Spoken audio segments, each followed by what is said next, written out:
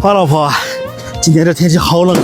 是啊，你多穿点，别感冒了啊。行，老婆。对了，苏荷，妈妈刚来电话问我俩什么时候回去呢，想看孙女了。生完孩子一直没去，不行，下午就去一趟呗。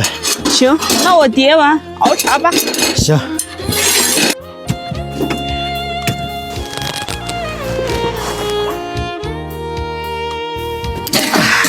朋友们，从天然大冰箱里挖点手把肉吃。哎，手把肉挖出来了，就在这儿呢。再来一块，再来个大拉把。用血煮出来的手把肉好吃。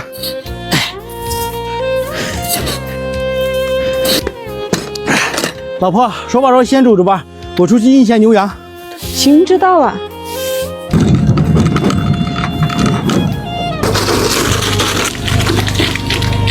朋友们，对于往年来说，今年没怎么下雪，所以呢，隔三差五得多印点家里的这个牛羊。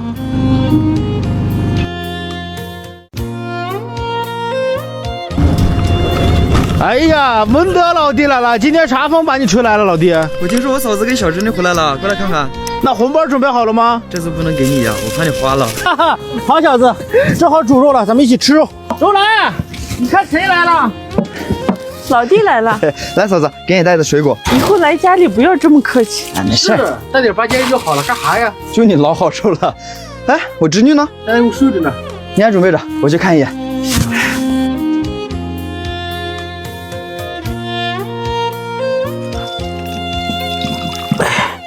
来，老婆，给你盖块手把肉，先尝尝。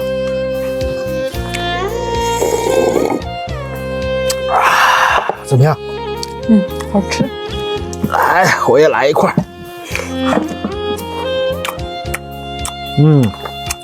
咸淡刚刚好。来，老婆，快来。咦哥，我小侄女睡觉呢，我都没敢切，跟你磕出来了一样。我这么帅，不像我像谁呀？哥，我不说话了。哎，正好我喝茶吧。吃肉吃肉，老弟。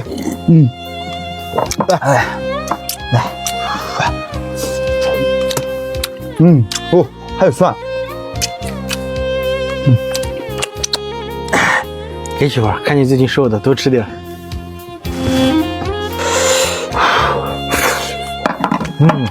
吃肉不吃蒜，稍微少一半。好吃啊。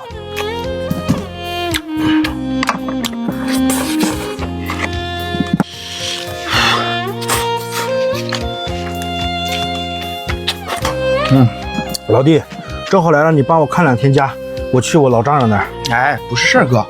哎呀，还得是我门德老弟啊。哥，其实那个老不老弟无所谓，主要老弟的那个存货只能维持2天呀。行了行了，老弟，哥回来时候给你多待几天的。哎呀，我不是这意思，哥。行啊你。